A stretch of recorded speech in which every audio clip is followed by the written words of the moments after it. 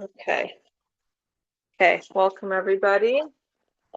Baruch Hashem, we are here for an amazing class on the halachos of Chanukah. If everybody remembers, whoever was here in Elul, one of the discussions that came up was that as we're approaching many of the holidays, we would like to be prepared. And sometimes whatever classes we had in seminary or high school or whatever may not be as fresh in our minds. And especially for many singles who now, at this current state in their lives, they have to do a lot of these things on their own. It's not like your husband's lighting and he can think about it. Someone is going to light and you're going to have to figure out how to do that, especially right now, meaning lighting a menorah for Chanukah. So one of the main questions that came up was, let's say if you're at somebody else's house or if you're going to public menorah lighting, or how does all of this play out when we are by ourselves in an apartment and we don't yet have somebody who's lighting for us. So we, Baruch Hashem, have the great zchus of having the shir, organizing the shir. I want to give a big, give me 1 second, give them a heads up. We're already, okay, tonight's learning is Leilei Nishmas for Maras Chana Bילא Gitzא Bas Rabbi Yisrael Moshe Alav Shalom, whose yahrzeit was today. She should have an amazing Aliyas HaNeshama, and we should all be reunited with our loved ones right now. So that is very, very special. So I will now pass the microphone to Rabbi Shmuel Bluming, who is a Rav here in Crown Heights and will be able to help us and educate us. So thank you so much.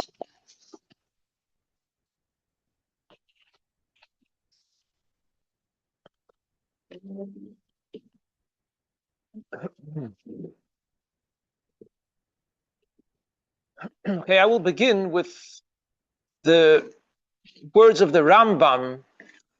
Rambam says, mitzvahs neir Chanukah, the mitzvah of lighting the Chanukah candles, mitzvah chavivohi ad me'oid.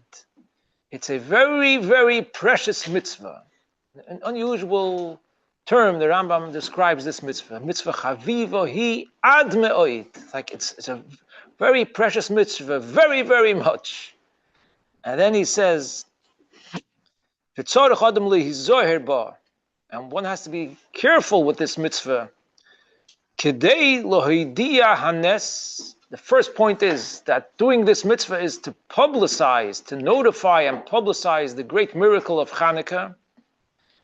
Another point, and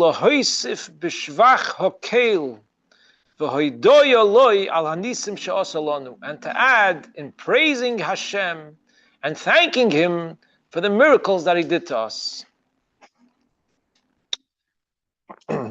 And the original mitzvah was set up, the Rambam continues, Madlikin haneros bo'erev al pischei habatim, that we light the candles in the evening by the door of the house, by the outside door of the house. That was the original way the mitzvah was set up. And the reason for this is laharois ulegalois hanes, to show and to reveal the miracle. Therefore, it was set up to light the menorah by the outside door, that people could see it outside. In Eretz Yisrael, there are still some people who do that today, but outside of Eretz Yisrael, once the Yidden went to Golus, the situation changed. They were living amongst the non-Jews, and it wasn't really possible to light the menorah outside by the street. So then became the situation that we light inside. And this is mentioned in Shulchan Aruch. Today, we light inside. As of this generation, there became a new idea of the public menorahs that are all the way outside, and that maybe takes the place of publicizing the miracle outdoors. Now, The way the Gemara presents the mitzvah, Gemara says, mitzvahs neir Chanukah neir ish ubeisoi. The original mitzvah is that all the people of the family are fulfilling the mitzvah with one Chanukah menorah. That's the original mitzvah. Neir ish ubeisoi, that one per family.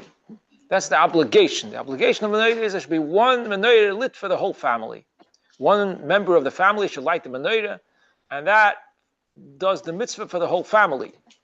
Then the Gemara says, "V'hamahadrin neir l'kol echad v'echad." But those who do the mitzvah behidur more than what's necessary, in this case, it was set up that each person should light their own menorah.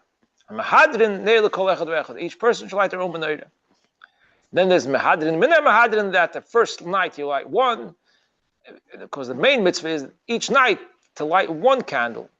Mahadrin is that you light first night one, second night two, and you keep on going up, and that's publicizing the nest that each day for 8 days was an additional nest, another nest that it burnt again, and it burnt again, and it burnt again. That's why we do from 1 till 8. So the way, again, the point is like this. To fulfill the mitzvah, it's enough one menorah per family. But there's a mahadrin that says every person should do it. So how does it work today? Today it works that all the men and the boys light on their own. Each one lights their own menorah, because that's the mahadrin. Mahadrin neila kol echad v'echad. But the woman in the house, the mother, the girls, they don't light their own menorah. So some might think that maybe it means that they're not so obligated. They don't have so much the obligation of the mitzvah of the menorah. But that's not true, because the Gemara says very clearly that noshim chayavos b'neir Chanukah. All Jewish women are obligated to do the mitzvah of lighting the Chanukah menorah. And one may ask a question, why? There's a general rule that a mitzvah shehaz man grama, a positive mitzvah to do something that's man grama, that has a specific time that is supposed to be done, women are not obligated. That's a general rule. Like, for example, to sit in the sukkah, and to eat in the sukkah on sukkahs, or to bench lulav, women don't have an obligation to do these mitzvahs. If they want, they can do it, but they don't have an obligation. Why? Because it's man grama, because it comes at a certain time. It's not something that's always relevant. It's only in a certain time of the year. So the question is, so why is the mitzvah of Chanukah a mitzvah that also women are obligated, just like the men? The Gemara says, because af hein hoyu ba'isay hanes. Because the mitzvah of Ner Chanukah is because of the nes. The nes was for the men and the woman equally. Then the women were also part of the whole situation that the nes was very much appreciated for. So therefore, when it comes to the mitzvah of Ner Chanukah, the women are obligated just like the men. It's a mitzvah for the woman just like it's a mitzvah for the men.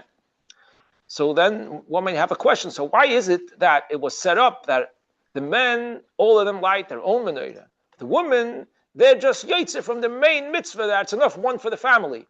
What's the reason for that? So the Mefarshim speak about it. They wonder why. And one of the reasons that it's brought from the Chassam Sofer says that since originally the mitzvah was to light it outside the door by the street,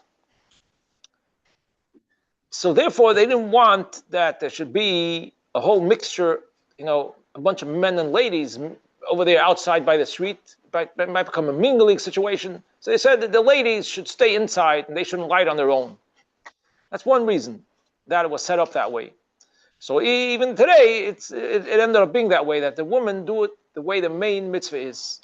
The Rebbe brings another reason from a Sefer Mishmeres Sholem, that back in the days, the women didn't go to school. They didn't learn much. And therefore, it's possible that when it comes Chanukah, they won't even know the proper brachas to say when lighting the menorah. While the boys, they always went to cheder, they went to yeshiva and learned, so they knew what brachas to say. But the women, the girls, it could have been that they wouldn't know what bracha to say.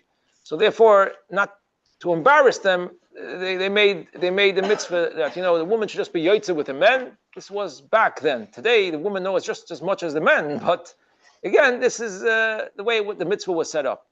So for whatever reason this is the way it is, that the women have the same mitzvah to light Chanukah candles just like the men, except that the main mitzvah is fulfilled when one person in the family lights it for everyone. It's an additional hidur that everybody should light, so that's something that only the men do. So therefore it's understood that if a woman lives alone, she certainly has a mitzvah to light the Chanukah menorah. It's not just a nice thing to do, it's an actual mitzvah, just like the men have the mitzvah, just like a family has a mitzvah, so a single person who lives alone also has the mitzvah to light a Chanukah menorah. And it makes no difference if it's a man or a woman. A man lives alone, he has a mitzvah to light a menorah. If a woman lives alone, she has a mitzvah to light a menorah. It's the same mitzvah. So a woman has the mitzvah and the obligation and the mitzvah to light a Chanukah menorah every night of Chanukah. If she's part of a family and there's a man in the family who lights, then that qualifies for her. But if she lives alone, then she should light alone. That's very clear about a woman who lives alone. If there are a few women who share an apartment, so then, since by the woman we don't say that every woman in the house should light, so then the right way to do it is that all of the women who share this apartment, they should participate in buying the candles for the Chanukah menorah. They should all participate, give some money for buying the candles of the Chanukah menorah, so it will belong to all of them, and one of them will light the menorah, and all of the other ones will be yotzeh the mitzvah by listening and watching one of them lighting the menorah. That would be the right way to do it. If you have a few women who live in the same apartment, so they should all participate in paying for the candles or the oil, whatever's going to be used, and then one of them should light it, and everyone else should watch and participate. And then they all fulfill the mitzvah. If you have a woman who lives alone with a son, it's a woman and her son live alone. So if the son is already bar mitzvah, so then the son will light, and his mother will be yotzeh with him.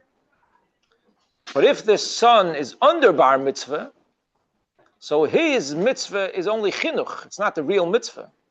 So in that case, the mother should light for her own mitzvah, and the child, the son who's under bar mitzvah, will also light for chinuch. So these are the different scenarios of people, the way they live, who lives in the house, to know what has to be done. So this is the original mitzvah that every person has to light a Chanukah menorah.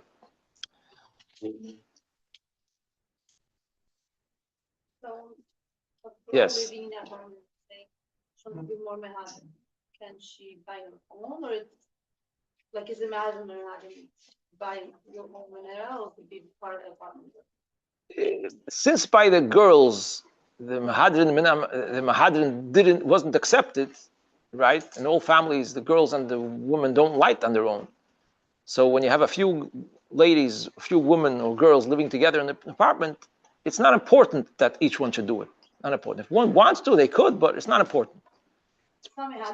No, it's perfectly okay that to do it this way. They should all participate, and one lights. They can take turns. One night one will light, the other night the other one will light.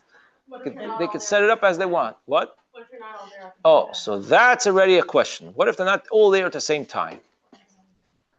If they're not all there at the same time,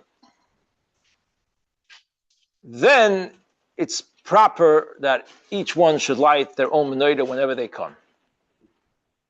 That's the thing to do. That's right. If they're not all there at the same time, it's proper that each one should light their own menorah.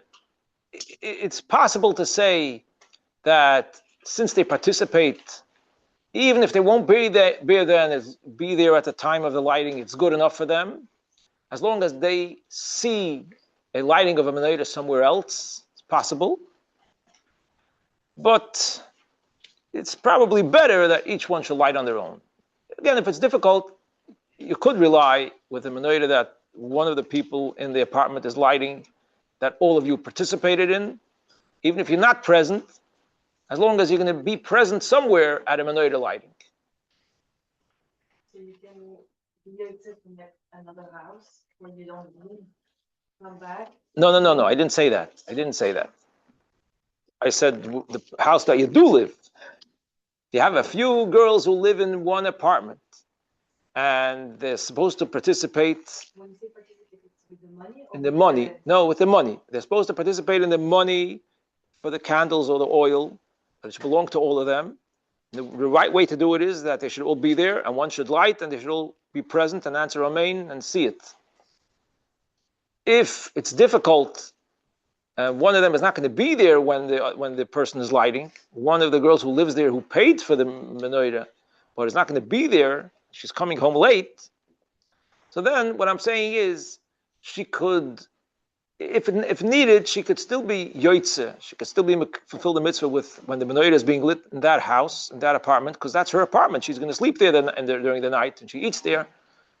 But only if she's going to be present somewhere else, when they're going to light the menorah, and she's going to watch, she's going to see it.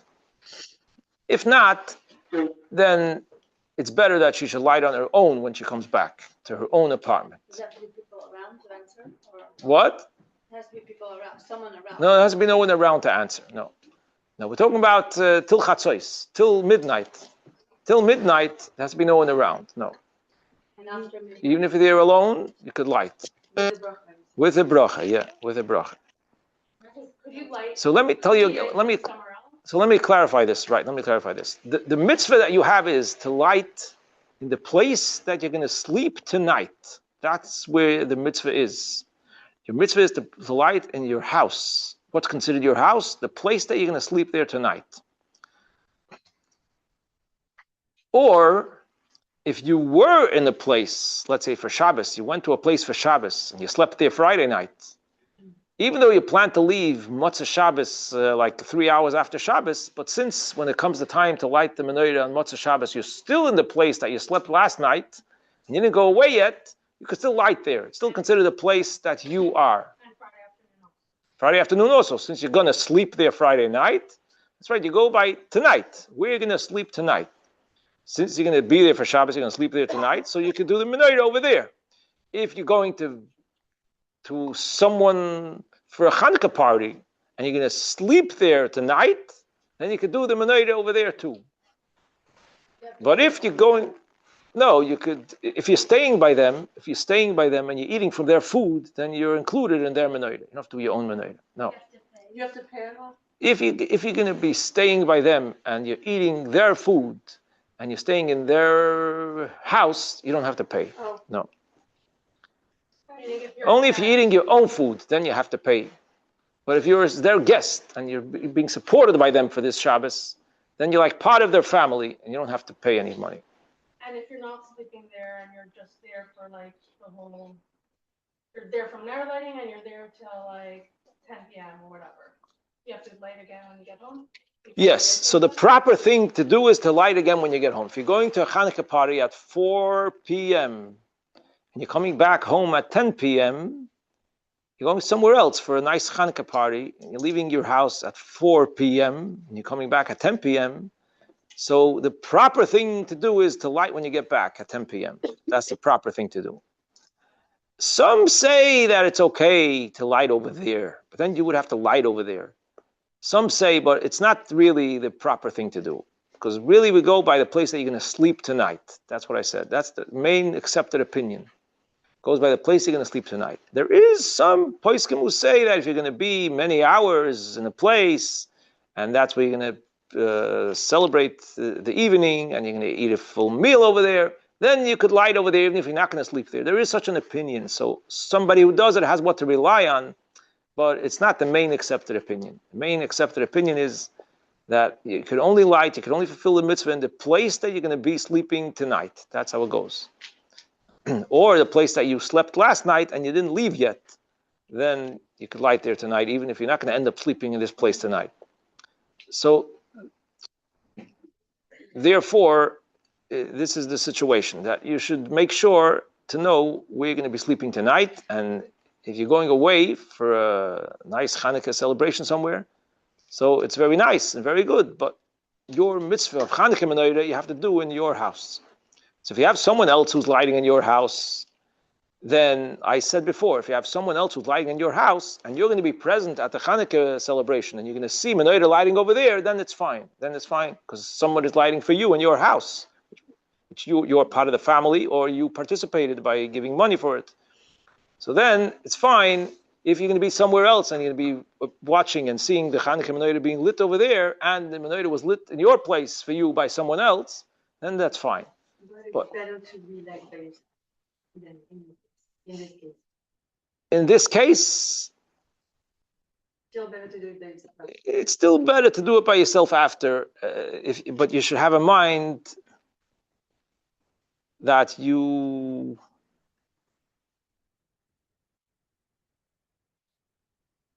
should have in mind originally. If you plan on doing it after, you should have in mind originally that you're not fulfilling the mitzvah with the one that's being lit for you. You're going to light yourself when you get back. That's right. Yeah. Wait, let's say you get back and there's only one menorah and it was already lit. Can you put it out and light it again? It's still burning, you're saying? Yeah. Only if it burnt already for the amount of time that it has to burn. Right. If it burnt already for a half hour or 50 minutes, we'll soon talk about that, how much time it has to burn for. After and there's no one else than you should not say the bracha. So that's a machloikis. The Magen Avraham says that, right? One very, very accepted opinion says that after Chatzos you shouldn't make a bracha if you're yourself, only if there's other people around you, another person or two. But there is an opinion in the Achronim that says that you could do a whole night, even yourself, you can make a bracha. So some people do make a bracha even after Chatzos and some don't. Like if you're in the city, like New York City, where like people are crazy, no, it has to be in your house because you don't light outside by the door. You light inside. So it goes by what's doing inside your apartment. Are there people or you just nobody's there? If it's after Chatzos, it's very late at night and there's nobody else in your apartment, just you and you're lighting the menorah. So, or if they're there and they're sleeping. If they're sleeping is the same thing, right? If they're sleeping is the same thing. So it's a question. There are, if you feel you don't want to miss out, so to say, and you want to make a bracha, you could. There's what to rely on. Say the bracha. What? Why should and nobody will do it? Because if it's so late at night, then it's possible that a presuming nisa has to be for someone else who's there. That's one opinion in this forum. So one of the reasons for not lighting outside is because of moving. Why do you like public menorah lighting? It's optional. Public menorahs are optional. Chacham didn't want to make a mitzvah that would require this. Okay, that's how. So that's more for like pursuing yourself. And you're not Yes. public menorah. Just Right. Public menorahs is not a chiyuv. It's a nice thing to be done to spread the miracles, right? To influence people, to inspire people, to be mekarev people. It's a very good thing. But nobody's yotzeh the mitzvah with a public menorah. That's right. No. The reason why you can make a bracha by a public menorah lighting is like just the same idea as lighting a menorah in shul. In shul, every night they light a menorah between mincha and ma'ariv. It's different. It's a little different than in the homes. In the homes, the time to light the menorah is after sunset. In the shul, they light the menorah after mincha, before sunset, as long as it's after plaga mincha. And the reason for that is because the people in the shul are coming ready for mincha, and they're going to stay till ma'ariv. So therefore, you want to light it when the people are there. So the point in lighting in the shul is nobody's yotzeh with the lighting in the shul. Nobody's fulfilling the mitzvah. It's a separate thing since it's a public area where a lot of people gather, a shul. So therefore, it's presuming nisa, a separate inyan to light in the shul. So based on that, public areas where a lot of people come is the same idea as a lighting in the shul, that it's adding in presuming nisa for the public. So it's an inyan for itself, but it's not anybody in particular fulfilling the mitzvah. Yeah. If you're going to be out all night, you're going to be coming back, is it better to use by somebody else, or is it better? It's still better to light on your own. Yeah. Still better to light on your own. But if you feel it's gonna be hard for you, you could rely and light over there. Okay, so then you could light over there. If it's too hard for you, you could light over in the place where you're gonna be. It's too hard for you, you light in the place that you're gonna be. I have a quick question. Yes. Should you, if you're gonna be with a family, and you're gonna be sleeping there the whole Hanukkah, do you have to pay for the menorah like every night, or could you pay like for every single night, like all in one shot?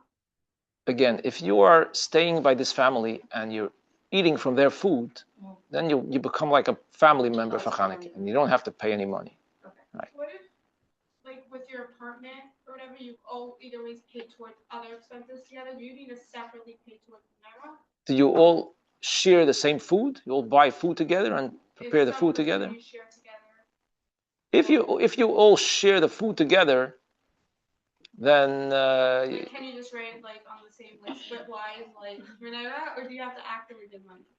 Like the same like Split-wise, huh? Yeah. You know what split-wise is? Yeah. Sorry. Okay, it's an app where like you groups put in expenses and it automatically tells everybody what their share is. I see. So could one person put in menorah and then everybody knows that they owe whatever amount, or do you have to actually give them money? Give her $1. You wish a menorah and oil is $1. It's actually an interesting question. Should we use it like give a dime? I know. But one person's still paying for it, so you can get them all back. But like then Zelle, I feel like you get What's the different. difference? Do you have to pay before, or could you just pay out to Zelle? You give to a federation. I'll tell you what the best thing is. One of the girls. I'll tell you the best thing. The best thing is like this. The best thing is that one of the girls should give the box of candles or the jar of oil to another girl to be zoiche in it for all the girls in the apartment, so that they all get a part in it. That will help. That will help for sure. Like a kinyan, you give it to one of them to pick it up and have in mind to be zoiche for everybody in this apartment. Wow. And then the oil now belongs to everybody. They all have a part in it. So then you don't have to pay. You pay. It's a free opinion. If you do it that way, then it's good. Yeah. If you do it that way, it's good. Is there any issue with girls who live together to light together separate menorahs? They each say their own bracha. It's not an issue. If they want to do that, they can do that. But it's not the official requirement that they're supposed to do. So they can do that if they want. What about like either or doesn't make a difference? Yeah, either or, it doesn't make a difference. Right. That's a hit or miss. Oil is a hidden mitzvah, yeah. Oil is a hidden mitzvah, that's right. You're going to talk about placement of the menorah? Yeah, Like 1 in a minute. small Yeah, room. yeah, 1 minute. Also, a girl, if a girl in a family is going to be coming home late this evening, she won't be by her father's menorah lighting, and she won't be present by a menorah lighting anywhere else. So she should also, the proper thing is she should have in mind that she's going to do her own menorah, and she should light her own menorah when she comes home. That's a better arrangement, right? Again, girls in a family who are coming home late that night, and they won't be by the candle lighting in the home, and they won't be present by another candle lighting either, then it's the proper thing is they should have in mind they're going to light their own menorah, and they should do that when they get home, light their own menorah. Well, you just brought this up, so Yeah. not exactly on topic, but what if the husband and the boys are all out of the Tzayim for a million hours at night? Hypothetically speaking, if the wife and the daughters are home by themselves, do they light their, like, by the time Do they need to starve until the husband comes home? I was gonna say, like, asking for a friend. Happens all the time. My husband takes the boys out from a And what time do they come back? Very late. Like my daughter's 11? gonna be asleep. 12, 11. Really, 11, 12? Uh-huh. My daughter's gonna be asleep, so she's for sure gonna Yeah. miss it out. Do I light 4? So, no, in that case, you could. You could if you want to. You could. It's not a problem. You could light early if you want. Are we It's strict true. about the not eating? Yeah. It's true. It's true. You're not supposed to, until you fulfill the mitzvah of lighting the Hanukkah candles, you're not supposed to eat. Starting. One second. How about this? Do you want to continue with stuff? Yeah. It's true. Okay, Yeah, let's talk about this. Pause the question. Let him. When is the time? When is the time of the mitzvah begin? When is the time the mitzvah begin to light the Hanukkah candles? So there's two opinions. The Rambam holds that you're supposed to light the Hanukkah candles right after sunset. Right after sunset, it's supposed to burn for a half an hour. The Shulchan Aruch says that you're supposed to light candles after nightfall, not after sunset. To wait for nightfall, and light the candles after nightfall and let it burn for a half an hour. The Minig Lubavitches says in Sefer Menhagim that we light between sunset and nightfall, and we put enough oil that it should burn a half an hour after nightfall. So this way, we're fulfilling the mitzvah according to all of the opinions, because we lit early, and according to the Rambam's opinion, that you have to light between sunset and half an hour after that. So we light between sunset and a half an hour after that. And according to Shulchan Aruch, it's supposed to be burning a half hour after nightfall, so we put in extra oil. So therefore it says to put in that it should burn for 50 minutes, 50 minutes. So that means that if you light, for example, 10 minutes after sunset, if sunset is 4:30, then you can light at 4:40, then it's going to burn for 15 minutes until 5:30. That will be considered a half hour after nightfall. Sunset is 18 minutes after candlelight? Yes. So if you let late, you still need 50 minutes? So the Rebbe says that he didn't hear explicitly the reason for the minig of Lubavitch that we do 50 minutes. The Rebbe suggests that it's about because of this, but he didn't hear explicitly. So it could be that it's good to light 50 minutes whenever you light. Could be. So what it says in Poskim is that from a half an hour before sunset, until you do the mitzvah, you're not supposed to eat achilas kva, permanent type of eating. What does it mean, achilas kva? Achilas kva means hamoitzi food or mezoines food more than the size of an egg. That's called achilas kva. You're not supposed to eat hamoitzi food or mezoines food more than the size of an egg until you do the menorah. All other foods you could eat. All hadama, ha'etz, shahakel, you could eat. You could eat a little bit of mezoines, not more than the size of an egg. So officially, that's the rule. What? Total of diets or like sharing?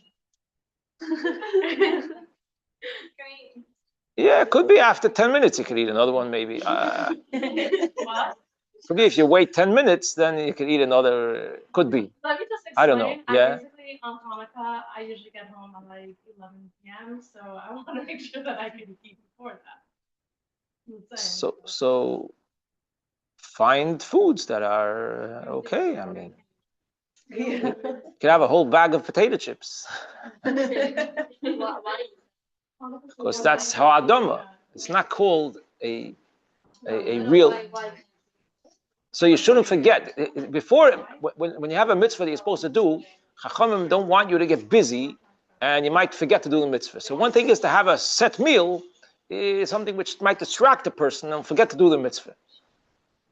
So you're not allowed to do you're not allowed to have a set meal, and you're not allowed to do permanent work, like real work. You're not allowed to get involved in real work that you do. You're not allowed to get involved either. So you shouldn't get distracted. And so the word is melacha and achila.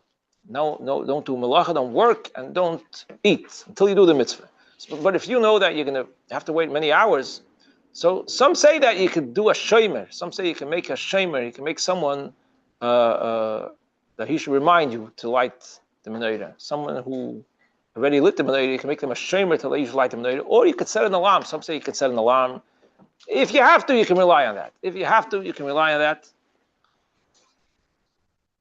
It's better to try to, see if you can light the menorah. So most of the time you don't wait so long, but in some situations you have to wait many hours. So I can understand. So then you could make a reminder, and then you'll do the menorah when you get back. What's like the proper? Because the example here was based on Mitzvah. We know that Mitzvah is so big.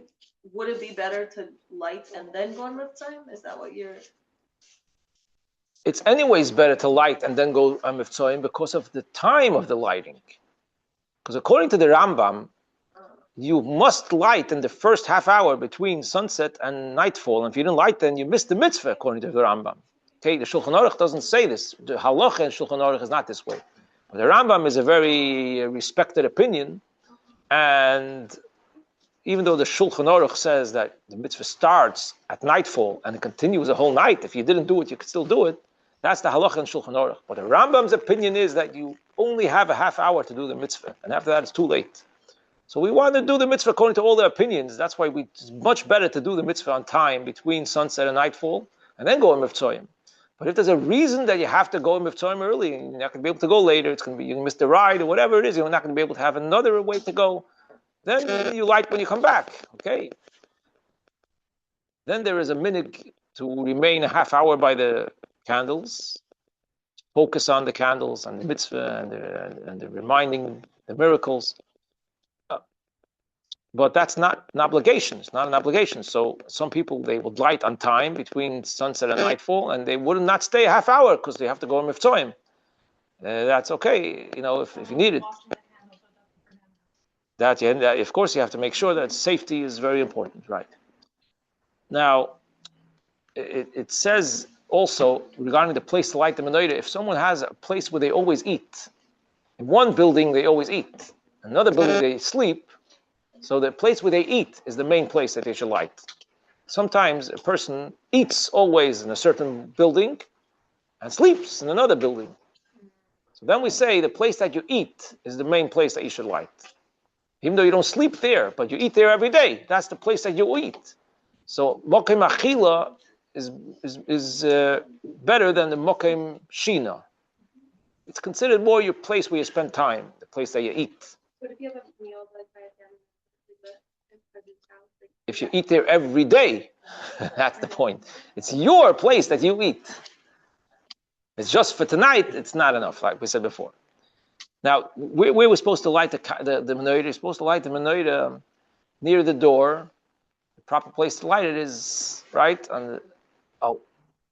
in the doorway. Basically, the proper place is in the doorway on the left side. The mezuzah is on the right side, and the menorah is supposed to be on the left side, in the doorway or right near the doorway.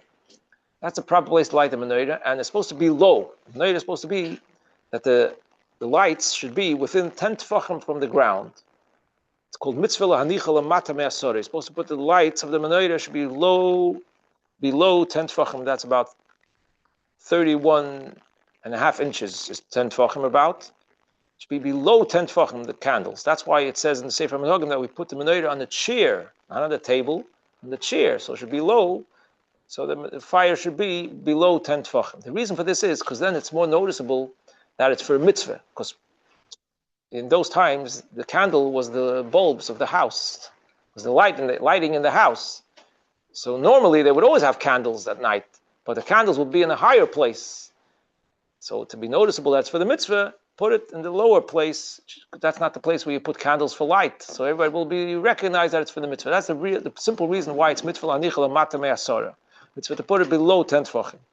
Chassidus explains that it's a very big, a powerful light. The light of Chanukah is a very powerful light that it comes all the way down. It brings light all the way down, even below 10 tefachim. That represents all the way down in all situations. Chanukah menorah brings light, lights up, brings inspiration. Yes. Does it matter which door it is? Does it have to be the front door, or if like the front door is the... No, it doesn't matter. Any door is fine. Any door in the house is fine. Any door in the house is fine. I don't have a door. The door to your bedroom. There's a hallway. Any door is fine. If you don't have a door, then you just light it anywhere. That's all. Yeah, that's fine. No preference, no. No preference which door you should use, no. The window's too high. No preference. So someone could technically, someone could technically just light a menorah like on their dining room table. On a chair in the dining room, yeah. In the middle If of it was the on a chair, why on a chair? Because It's better that it should be low, below 10 tefachim. Oh, okay. Yeah, Right. so, yeah, on a chair. Yeah. Yeah, on a chair or on a low table. It doesn't have to be a chair. What? No, the other side, right? The other side. Does it need to be in the doorway? If it makes it too narrow and dangerous, can someone set like a small table outside? Yes, you can. Yes. Yeah. It's a mitzvah. It's a mitzvah to do that. It's not an obligation. It's proper to do that if possible. Like on a table. You're also fulfilling the mitzvah. Yeah. You're also fulfilling the mitzvah. Yes. Yes. I also have a question about you said malacha. Yeah. If you're not allowed to eat or do malacha, like what type of malacha are you not allowed to do? Touch your phone. Inside, Then you really won't forget about lighting the next What if one. you're at work till 5:30? Malacha means something that takes time to do, like to sit down and sew, or it's not really common that people work at night. I mean, but if you Past 4 p.m. From Shkia or from City? Malacha means physical work that you're involved in. No, cooking is different. Cooking is. Is it halacha or minhag that you careful not to eat before Lula Chanukah? It's a halacha. No, it's a halacha. And women, if you don't eat before and women, it's not that zman grama for like girls not to be. It's part of this halacha or it is? No. Chanukah is no difference between men and women by Chanukah. By the mitzvah of Chanukah, no difference. Lulav, there is a difference. Yeah. Oh yeah. Right.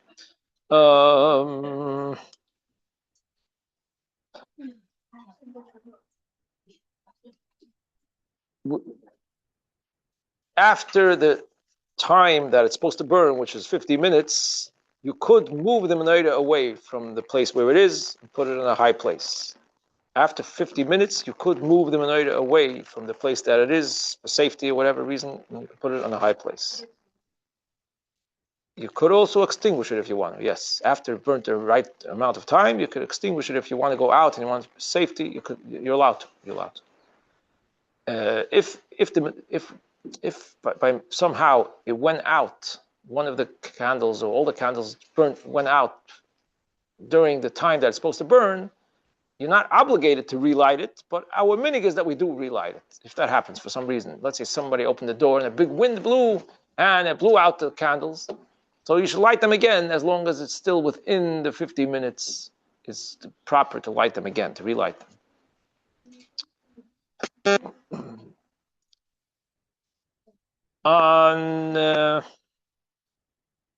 On Friday, we do Chanukah Licht early, as everybody knows. We do Chanukah Licht before Shabbos Licht. For Shabbos Licht, we do Chanukah Licht. And we put on Friday, and since you're doing it early on Friday, you have to make sure that it should burn extra long. It should burn a half hour after nightfall. To put in, either use candles that will burn till a half an hour after nightfall, or oil, put in enough that's going to burn till a half an hour after nightfall. So if you light, let's say 4:10, let's say when's going to be, let's say candle lighting is going to be 4:11, let's say. So then you light the Chanukah candles at 4:09, let's say, and it has to burn till 5:30. Wait, I have a question. Yeah. You know how like they sell those sets and the shamish for Friday is longer? Yeah. Is that necessary that the shamish is longer? It's just so that like the shamish does not have to be there, correct?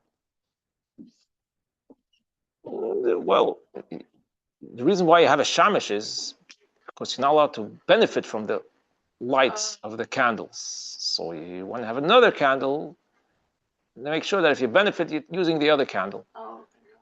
It's proper to have a shamash for the full amount of time that it's supposed to burn. It's proper to have a shamash, but it's not really so much time though. Again, if lich pension is 4:11, then till 5:30 it has to burn, not more. It's not so much time. So it could be the regular shamash is good enough. Yeah, you're not allowed to benefit from the light of the menorah. That means you can't read something by the menorah. So if the lights are off, and you're okay because you have the Shabbos candles, or you're still benefiting from the menorah? So benefiting means a close benefit, to read in front of it, to do something that needs light in front of the menorah. Today that we have the lights on, it's not really unless you know it's a dark place, a dark corner, and you go close. So that's what it means. You're not allowed to use the lights of the menorah. You're not allowed to use it to read, basically, or to see something, but you can't see without it. I think take really nice photos with the lights in the menorah. Can you rely on the shamash being the light that you're? I don't understand the question. It's turn your flash off. You can take pictures. I'm saying You wanna if shut off the lights and take pictures. Okay. Is that? Sorry, my photographer. So why do you need the lights of the menorah? Oh, it's going to help you see. You're taking a picture of the menorah. Yeah, the menorah Okay. or just the beauty of the room with the menorah lighting it up. But that's not called using the candles. That's what I was wondering. It's not called using the light of the candles. No, you're taking a picture of it. You could see without it because you have the shamash, right? Since you have the shamash there, so you could see without it. Okay. Yeah, that's fine. That's fine. Does the shamash have to be not oil? Doesn't have to be, no, but that's the minig. That's our minig. The prepackaged thing.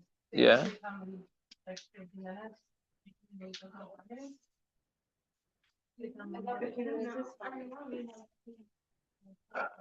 No, it's true. On Friday, it's not going to be enough. 15 minutes is not going to be enough on Friday, right?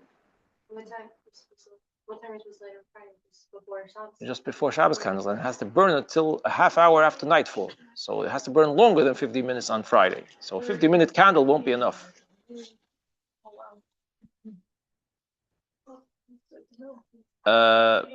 Make sure you have at least one that's more than 50 minutes, because the main mitzvah, it's to fulfill the main mitzvah, you only have to light one candle. So make sure that at least one candle is going to burn until after nightfall.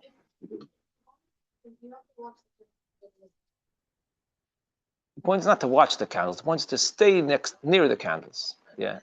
You don't have to watch it. Stay near it. Or at least one person has to be looking. Yeah, the point is to look at it. Why do you stay near it? The point is to look at it, but I don't know if you have to make sure to look at it the whole time. Stay near the candles, right? Be in the presence of the candles. So what's the question? You don't have to do that. It's a minig to do. It's a minig. If there's a reason why you can't, it's okay. It's fine. Like Friday, we don't. Friday is the only day that nobody sits there for half an hour because Shabbos is coming. They're busy. If you go to shul, that's right. It's not something which you have to do. Something which is a minig that we do when, if possible. And if Friday night, it's a safety concern, can you light in the right location, but then before lighting Shabbos candles, move it to a safe place that's higher up? No. It has to stay in that. Stay in that place until the end of the Zman. Yeah. Until 5:30, whatever it is. But then afterwards, you can't move it anymore. Well, there's a rule that you're allowed to move muktzah with the back of your hand. Yeah, anything that's muktzah, you can move it with the back of your hand or with your elbows, not the regular way that you take something, right? Yeah. You're allowed to move something muktzah. It's called kilach hayad. It means with the back of your hand, with your elbows, or with any other part of your body besides your hands. You're allowed to move something that's muktzah. So if the menorah is on a chair, you could push the chair away with your foot, with your body. You could push the chair away to a corner. After it's turned off, yeah. After the lights go off. You can't move a flame. While the flame is burning, you have to be careful not. not to shake the oil. If it's oil, you have to be careful not to shake the oil. If you can move it very slowly, it's also possible to do it. You move it very slowly, even when the candles are burning, mitzad muktzah, because of muktzah, you're allowed to move it. You just have to be careful that you're not going to cause that the oil will go up and down and will affect the fire. So you have to move it very slowly if it's still burning. Move it very slowly. But again, this is something you have to have in mind. Muktzah is different than anything. A light switch on Shabbos, you can't turn on and off with your elbow. No, you can't do that on Shabbos. You can't turn on a light switch with your elbow or turn off the light switch. But muktzah is different. The fact that you're not allowed to move something that's muktzah, this is the Issur D'Rabbanan. The whole concept of muktzah is the Issur D'Rabbanan. And the concept of muktzah is to move it. That's the point, just to moving it. So the Chachamim said, if you're moving it not in the normal way, you're not using your hands, you're using a different part of your body, that's not the normal way to move something, that's allowed. So there's a general rule that you should know about muktzah. Muktzah, you're allowed to push it with your foot, you're allowed to push it with your elbow, you're allowed to pick it up with your two elbows over the back of your hands and move it away. That's allowed to do regarding muktzah. So let me see if I'm understanding. Basically, if the current location of candle lighting, of menorah lighting, would be not so safe to leave there for extended whatever, and it's Shabbos, while it's still lit, because now you have to light Shabbos candles, but while it's still lit, you have to find a creative Kli Acher Yad version of moving fire with oil, without spilling, without shaking the oil. So that's why I told you, if you're going to move the chair, it's easier. No, even when after the Zman, you have to wait until after the Zman, which is, let's say, 5:30. You have to wait till 5:30. Till 5:30, you have to have someone watching it. That's right. You have to have someone watching it for safety. If there's children running around, whatever. Yes. No. Unless there's no other choice. But it's not the proper thing to do. Someplace else that's low, but that's not like by the door frame? No. It's supposed to be by the door frame. The minig is to light by the door frame. That's part of the minig. You want to do it right. So it's a minig, yeah. To put it by the door frame is a minig. Okay. Put your guards on the Shabbos, guys. Put your what? I just put my legs here and you open the door. This is here and you open the door. This and if it's behind. And it says to the right when you come in. It should be inside the house. It should be inside the house. The menorah should be inside the house. No, it should be inside the house on the other side of the mezuzah. Doesn't matter how far from the door. Well, it should be as close as you could to the entrance way. Be as close as you could to the entrance way. Okay, whatever you could. Just do what you could.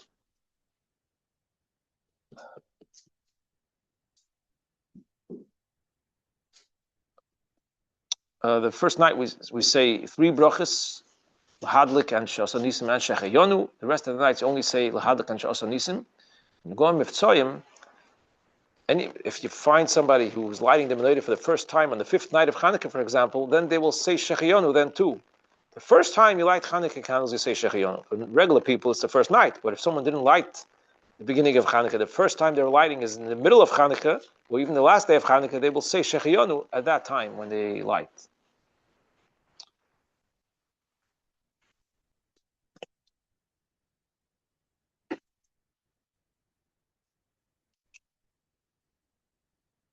On Motzei Shabbos, first is Havdalah, and then is Ner Chanukah. Do you light from the... No. You first make Havdalah, then you go and light the Chanukah menorah, and the men say V'yitin L'cha only after the menorah. I don't think it's official minhag that women say V'yitin L'cha. They could say it if they want to, but it's an official minhag. Women, it's not even out to say even if they need their own belt. I don't think it has to do with Havdalah. I don't think so. But I don't know. I don't know for sure. I don't know for sure. It's definitely okay to say it, but I don't think a woman has to make a point to make sure to say it. That's what I'm saying.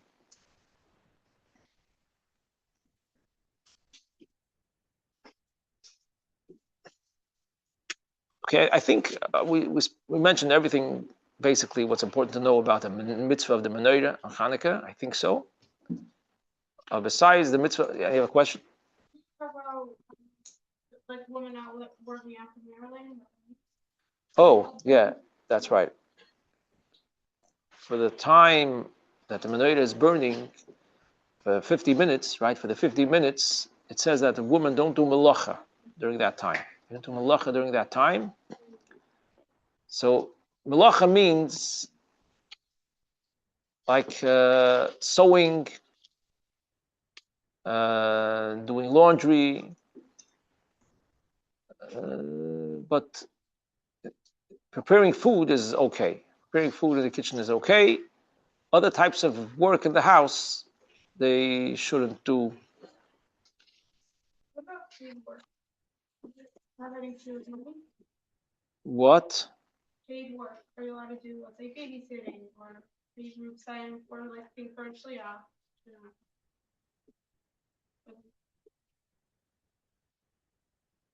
Where are you doing this? In the house? Yeah, let's say, for example, you're staying at a shliach. Yeah. Or. So what would you want to do? Or you're working from home on a computer. Yeah. Like, is it about how involved is the work, or like if you're being paid for it?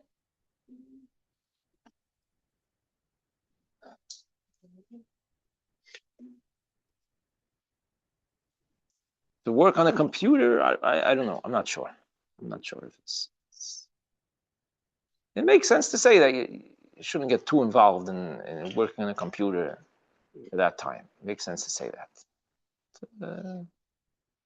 The main minig that's brought down is physical work, like sewing, laundry, ironing.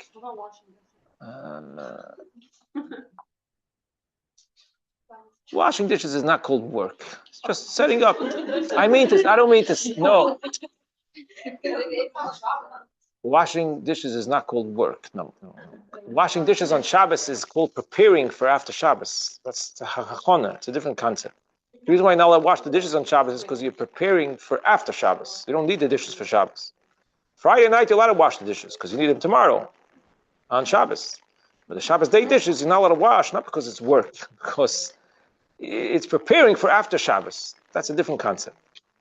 But washing dishes is not considered work. It's doing things. Yeah, it's doing something that's very takes effort and so on and time, and it's very much appreciated. But it's not. It doesn't have a shame melacha. It doesn't have a shame melacha. When you're saying work, are you saying like 39 halachos work, like the work in the Mishkan, or like work as in like getting paid like nowadays we work for a living?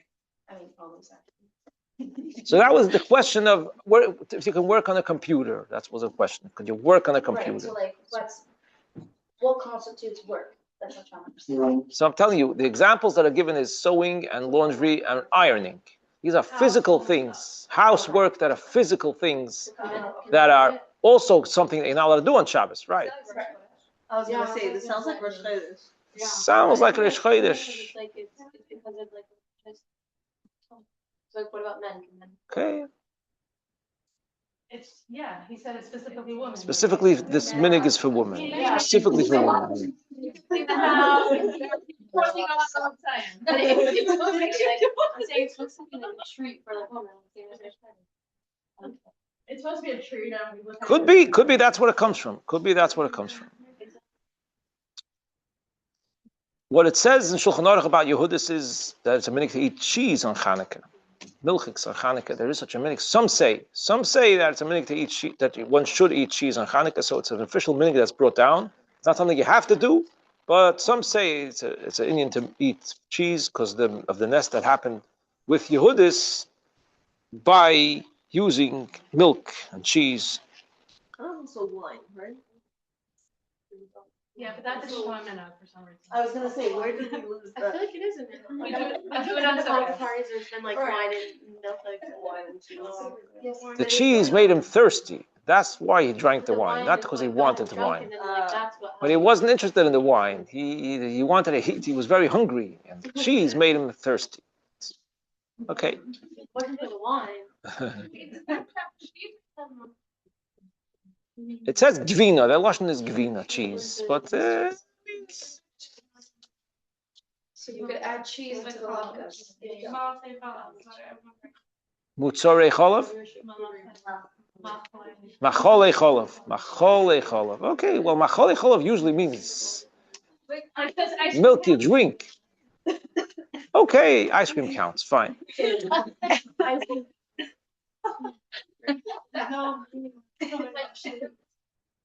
Yeah. You can have your little phone and your juice.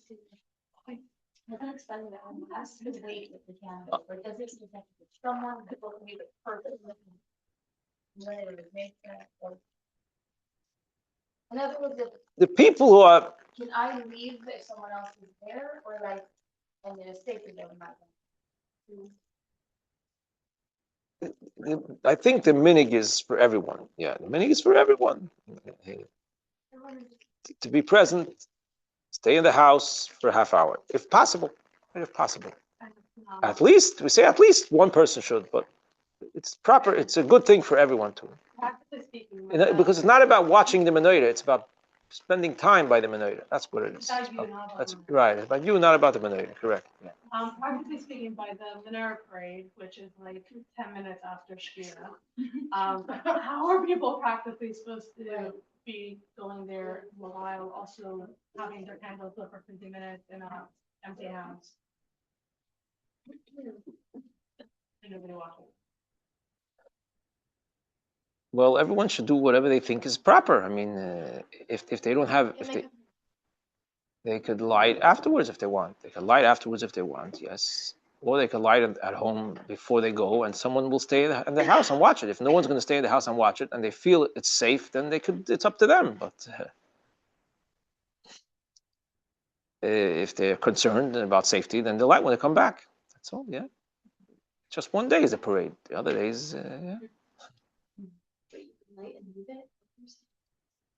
Yeah. Mitzvah the mitzvah, you could light and leave it. And leave. Yeah. No. If you are rushing to go on the parade, the menorah parade, the Chanukah menorah parade, and you want to leave 10 minutes after you lit the menorah, you could do that, but just leave it. Leave the menorah lit. Yeah. You don't have to, again, because you don't have to stay for a half hour. If you're doing mitzvahim, you could leave first, right? Yeah. For a good cause, you could leave. Yeah. It has to be lit for half an hour, so you don't have to be there. Well, safety, just keep in mind safety.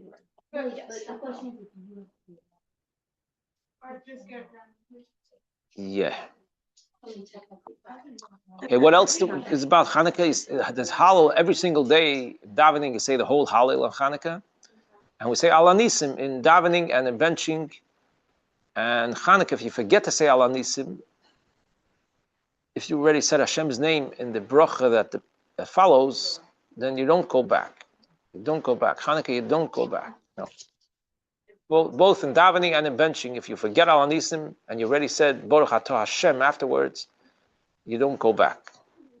In benching, you could say a harachamon. In the end of benching, there's a special harachamon. If you forgot to say Al Anisim, where you're supposed to say it, and you said already Baruch Atah Hashem afterwards, you don't go back. But by harachamons, just like on Shabbos, you say harachamon hu yanchilenu. So there's a harachamon there. You say harachamon hu yasalonu nisim. And then you say b'mei matasyahu over there. It's printed in the bencher. You see. Yeah, by the harachamons. Yeah. You don't say al nisim. You just say harachamon hu yasalonu nisim. It's written there, and then b'mei matasyahu. The whole b'mei matasyahu. Say it by the bench, by the harachamon. If you forgot on the right place, right? Now, there's a question in Shulchan Aruch if there's a mitzvah of mishteh v'simcha on Chanukah. Is there a mitzvah to celebrate with eating and drinking on Chanukah? The main mitzvah is to light the menorah and to say Hallel and praise Hashem. right? With Haita menorah is mitzvah to say Hallel every day, and to say Al Anisim, which is to praise Hashem. That's the main mitzvah. It's called Hallel v'Hidah. But what about Mishteh v'Simcha? Is there a mitzvah to celebrate by eating and drinking on Chanukah? So there's two opinions. One opinion says no. It's only Hallel v'Hidah. There was no mitzvah set up to make sure to celebrate with eating and drinking. Second opinion says that there is also Mishteh v'Simcha on Chanukah because of the simcha that the Yidden had. It was a big Yeshua. In addition to the miracle of the candles, it was also a big Yeshua, the Eibush to help the Yidden from their enemies. It was a very, very difficult situation, and the Yidden were saved and helped. So to celebrate that, it's with eating and drinking as well. It's a second opinion. The Shulchan Aruch says that there's no mitzvah to eat and drink on Chanukah. It's not a mitzvah to celebrate with eating and drinking.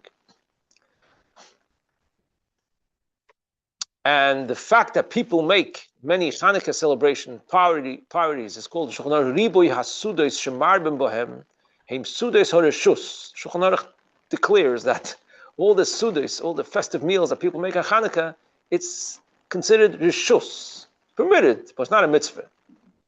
Permitted to do so, it's not a mitzvah. However, it says if you're going to utilize the festive meals that are going to go on the Chanukah parties, if you're going to utilize it to thank Hashem and praise Hashem, then it's going to be a Sudas mitzvah. And that's going to be considered a Sudas mitzvah. Because the main thing of Chanukah is to thank Hashem and praise Hashem. And if the meal is going to be used to promote that, then it's going to be a Sudas mitzvah.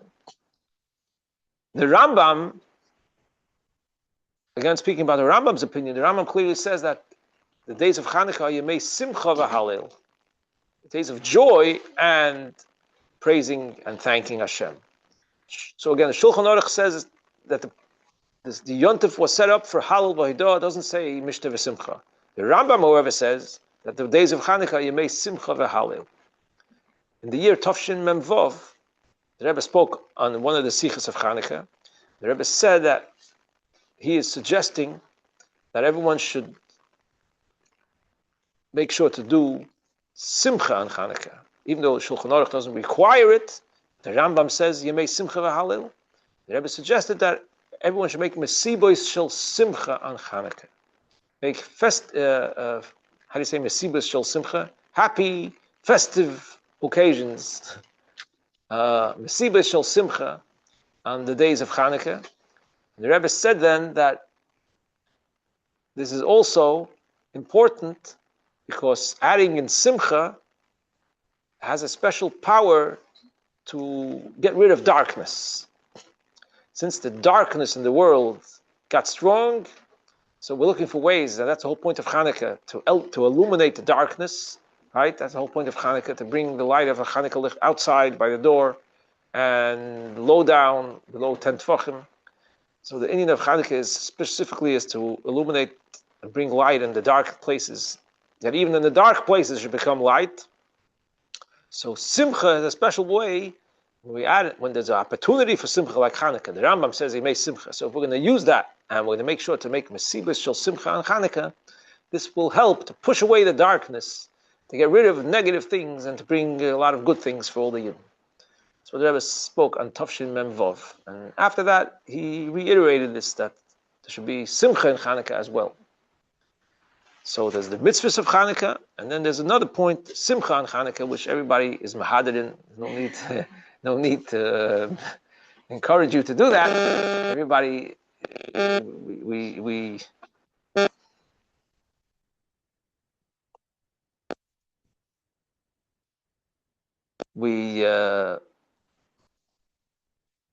definitely have Chanukah celebrations and parties and all that. Then there's minig of Chanukah gelt that's brought down. Sforim. Yes. You're not opening the minyan. Yes. Yeah, sure. Yeah, and then by Hagel Shanki type, Yeah. you repeat all 4 lines or just the 3? Like, do you also repeat Hagel Shanki type or just Yaimer, and You repeat Hoidu, yeah. You repeat you do Haidu and then Haidu? After each Yomar, you do Hoidu again. Okay. Hoidu also? No. You say hoidu, then you say yoimar, then you say again hoidu, then yoimar, then again hoidu, then yoimar, then again hoidu. Okay. And then you say hallelujah at the end, Hashem. Yeah. Like, do you say al or not? No. No. Okay, so you don't say it. And then on Hanukkah you don't say Rabbi Musake. No, correct. Only Rosh Chodesh Chanukah. Okay. Yeah. Oh, right. There is Rosh Chodesh. Yeah. Right. It's going to be 2 days Rosh Chodesh on Chanukah, Shabbos and Sunday. Okay, now by Avram Zaken, just because you did say Rosh Chodesh. Do you say Vayemer Zavadia or you just say Zavadia? What? Well, that's really giving me a lot of mention. No, you don't say Vayomer. No, the word is Vayomer, and it means and you should say. So why does it say that? It already says that you should say it. What are you saying? It says Avram Zaken Baba Yavim Hashem Baruch and Avram Bakal. Vadia Yishmein and Kanim. You don't say Vayemer. Yeah. Okay, it sounds like Hashem said that. No. The word is Vayomer, and you should say. It doesn't have parentheses around it, Vayomer? No. It doesn't have 2 dots afterwards? It's a little smaller, but in the Siddur, stuff that are smaller doesn't mean anything. Yeah, it's not something you say, no. But even if it does, it could still mean. Is it real things I have to think about by lighting? Like, first night not to have depression, second night she don't feel. Oh yeah, it's a good one. Is it like a real thing? I don't know a source for that. Last night you upset, you put like a little picture and like all your like brachos will be answered. And it's good, it's just a nice thing. I don't know. Wait, so you were discussing, I think we were starting about Chanukah guilt. Yeah. But I still have another question about halal. Okay. Yeah. Sorry. Another question about halal. Yeah. If you're not if you're davening a shul but you're not up to the minyan, Yeah. do you do halal with them? Do you answer amen? Do you say the bracha with them and then go back to where you're davening, or you just finish davening and do halal whenever you're ready? No, you can finish whenever you're ready. So you don't do it together with me. You don't have to do Eh, I remember your.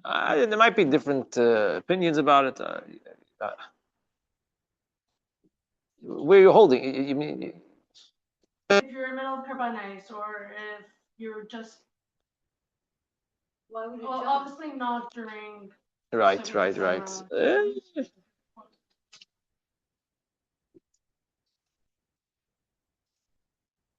Okay, I don't know this. This I don't know. This is a question, but I don't know. Yeah, so what was I saying? There's a minig to give Chanukah geld on Chanukah. The Rebbe encourages this minig very much. Give Chanukah geld, and there's also a minig that's brought down to give extra tzedakah on Chanukah. If you have any place you'd like to get stuck where always or building to buy, purpose to run. There's one more thing I didn't mention. If somebody's traveling on the night of Chanukah, like let's say somebody's traveling on a plane, he has a flight night of Chanukah.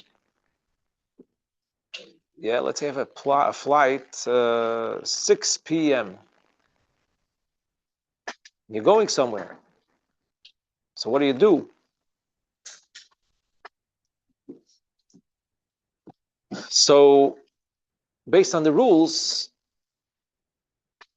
since you're leaving your house when it's still day, before the time that you can light Chanukah licht, leaving your house 3 o'clock, let's say, right? You have a flight at 6 p.m. and you have to leave your house at 3 o'clock. So you're not able to light in your house. So you're going to have to light in the destination that you're going to come, place that you're going to be sleeping tonight, in the new destination. You have to light over there when you get there. Right? That's the rules about that. But what if someone is flying to Eretz Yisrael? They're going to get there in the next day. They're going to get to, they're leaving their house at 3 in the afternoon. They're going to the airport. There's going to be a flight to fly to Eretz Yisrael. They're going to come to Yisrael. It's going to be the morning already. So where are they going to light Chanukah menorah? So many years ago, it was possible to light at least one candle on a plane. It's possible many years ago. Yeah, tea light. And the poskim say that the plane, since you pay for your seat, that's where you're going to spend the night. It's considered like your place, and you can light the menorah there. But today it's not shaykh. Today is not possible. So therefore it's a problem. If someone's doing this, they're not going to be able to light Chanukah candles that night. If someone's flying to Eretz Yisrael and leaving their house, it's not really an option to light in the airport. It's not really an option. Some do it. I know some people do it. Some people do it, but I don't see it being an option because the airport is not your place. You don't pay for the airport. It's not your place. Some people do it, I know, but it's not preferable. You should try to avoid such situations. Maybe you can light without a bracha. I would say to light without a bracha. So is it not recommended to fly to Eretz Yisrael on Chanukah and miss a night? It's not recommended to fly to Eretz Yisrael during Chanukah and miss a night. No, it's not recommended. Unless you're going to fly in a time where you could still light in your home before you leave. If you have an 11 o'clock flight at night, then you can light at home at 4:30, and then you have time. Because it's still your place from last night, right? So if you were to do a road trip and you're gonna get somewhere at 3 a.m., is it better to like, I'm not sleeping there tonight, but it's my house. Did you sleep there last night? No, right? If you slept there, if you're going in a tank, a mitzvah tank place, some RV. If you're going in an RV, that's your house, yeah. But if you're going in a car, I don't think you should light until you get to your destination. By mitzvah tanks, so if you want to bring someone from the street into a mitzvah tank and have them light a menorah, you can't do that. You can't light a menorah with a bracha in a mitzvah tank. Even if you're going to give the person donuts or latkes in the mitzvah tank, but it's not the person's place where he's going to sleep this night, and it's not. You can't light over there. You give him a menorah. You give him a menorah to take home and light at home. That's mitzvah Chanukah. A lot of people go around and give out menorahs. And if they know light in the mitzvah tank, can't. No. They're not yoytz if they light in the mitzvah tank because it's not their place. It's not their place unless they're going to stay there for the night.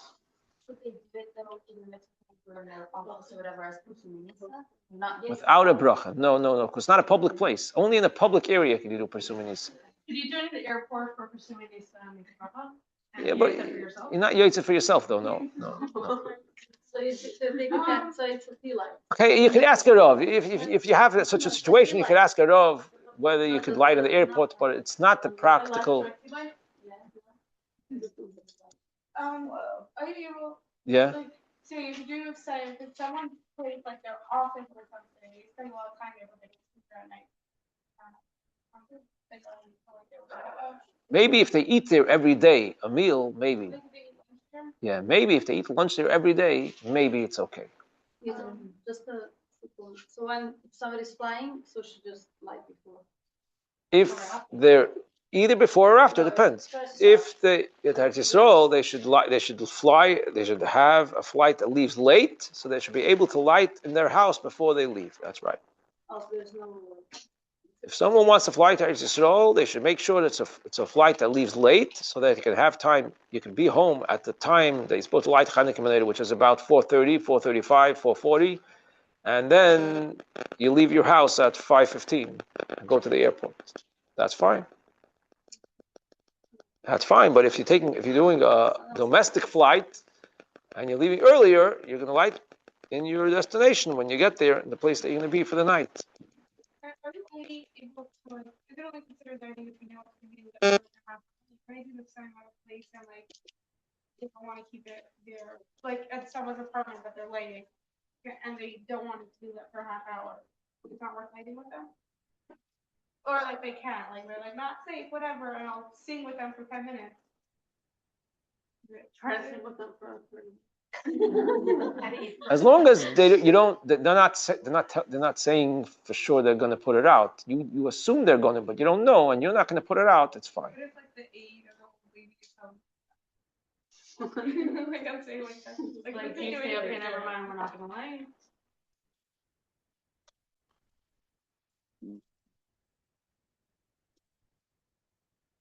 You could say, please wait until a half hour, and then you can put it out. That's all.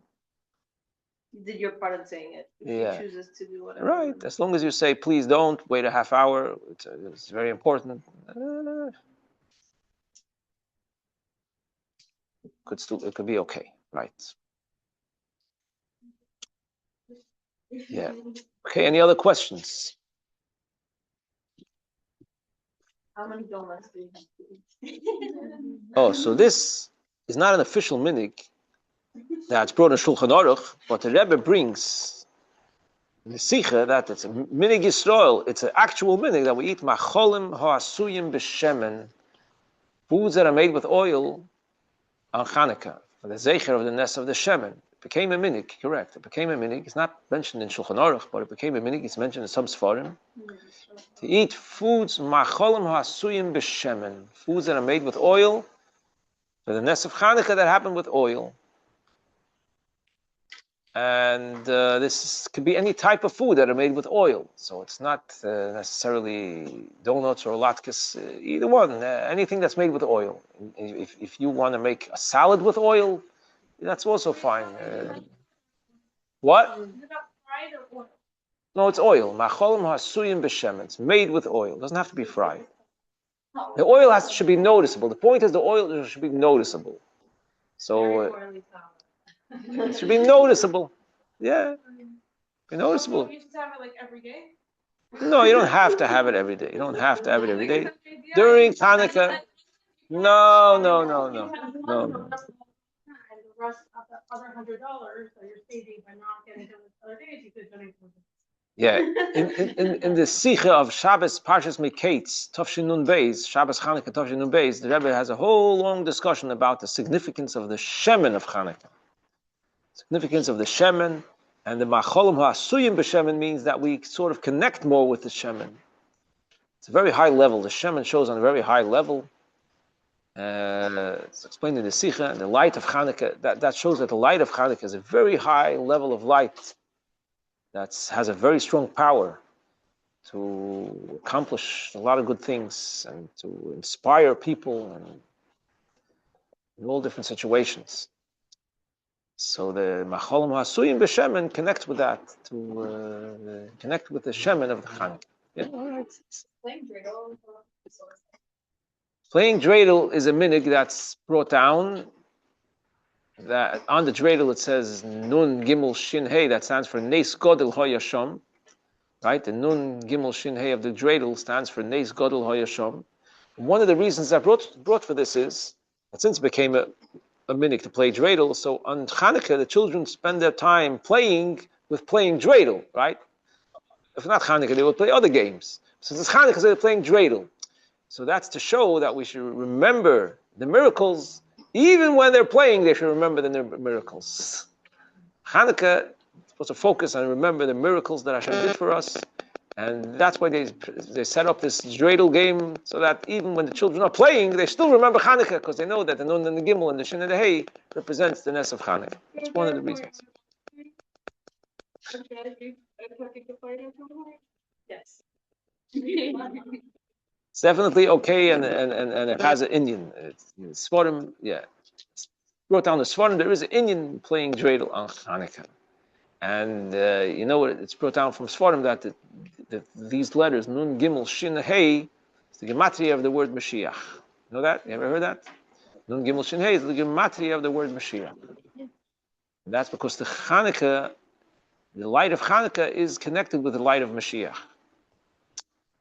Light of Chanukah is connected with the light of Mashiach. And I once heard from Rabbi Goldstein, Rabbi Uncle Yossi, the Uncle Yossi Goldstein, Olav Hashalom. He once told me that the word Chashmoinoi, it says in Mimei Matasyohu Ben Yochanan Kohen Chashmoinoi Uvonov. Chashmoinoi are the letters of Mashiach now. Chashmoinoi are the letters of Mashiach now. Yeah. So that Chanukah is like Chanukah is Mashiach. Like a Chanukah, you have Mashiach now. The light of Chanukah is very strongly connected with the light of Mashiach. It brings us like an inspiration of Mashiach on Chanukah in a very strong way. Yeah. I of curiosity, is there a difference between you said like menorah Yisrael and menorah menorah? Like you said, like the cheese and the stuff, whatever.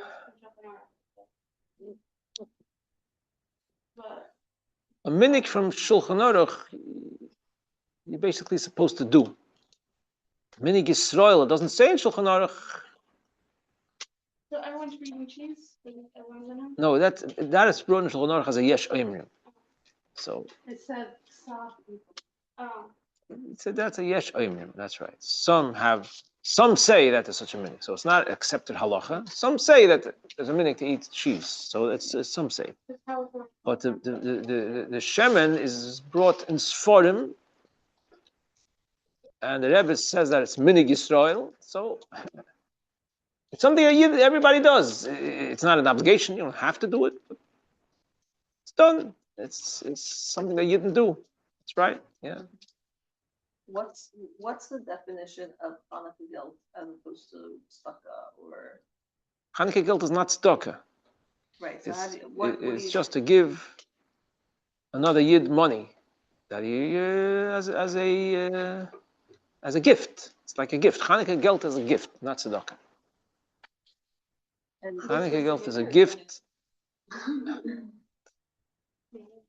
It's for children. Yeah. It's for children The specifically. Rebbe said this one, you should give children and your loved ones, your close ones, people who are close to you. If you want to, the point is also to add simcha. You make them happy by giving them Chanukah geld. You know, the Rebbe took the Chanukah geld much more than it was in the previous generations. The Rebbe gave out Chanukah geld and spoke about Chanukah geld and said to add and giving Chanukah geld and give again Chanukah. He gave everybody Chanukah geld. The Rebbe gave out Chanukah geld in the last years to everybody. Coins, special coins he gave out. So the Rebbe says that, you can look in the Sichos, you'll see, the Rebbe says that it's also to add, to be misameach to people. Give money to people, it makes them happy. It's not something that should be. When giving a gift, it's the same idea. Yeah. Same idea, right? The same idea, but still idea. Proper, it shouldn't take the place of the money. It shouldn't take the place of the money. There's no official money to give gifts. The official money is to give money. The gifts might represent the money, or but Is there an amount? No specific amount. No. And it should be every night? It's a thing that we're meant to do every night? So the official minhag, what says in Sefer HaMenhagim, says that the Rabbeim, the Bavitcher Rabbeim, would give Chanukah geld either the fourth night or the fifth night. Originally, they gave once Chanukah geld. The Rebbe gave Chanukah geld for the Bochrim of the yeshiva in the early years. Right? To give every night because of like the adding. But in the later years, the Rebbe encouraged to give Chanukah geld more than once. Yeah, maybe even every night. I didn't look it up now, but yes. Right. So that's something to have in mind. It's a special inyan that the Rebbe told us to do in this generation. That's right, to give more Chanukah geld. Every night give Chanukah geld. And the fifth night or the fourth night, give a little more, additional amount. Okay, fine. So, if it's something good to do. You need a kid or kids to give Chanukah geld to. I'm sure my kids would love that. You're so generous today. Also, it's I'm just Hanukkah. sharing opportunities. Also, Hanukkah is given on Hanukkah. Is it like given again? Or is it called My family was given like 3 months later. But they were around the out of town cake. No, it's the preferable way is to give it on Chanukah, sure. Yeah.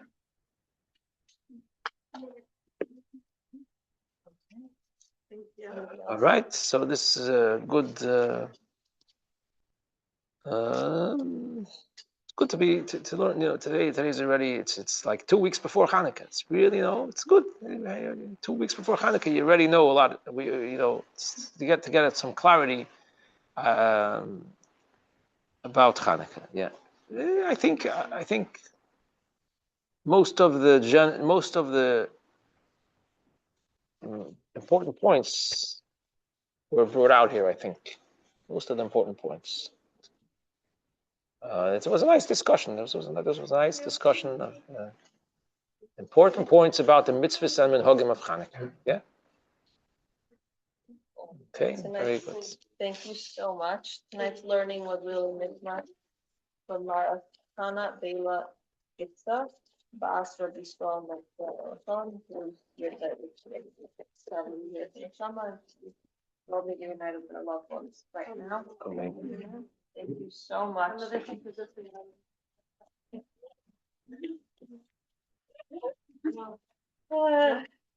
Okay, let's skip it now. Thank you so much.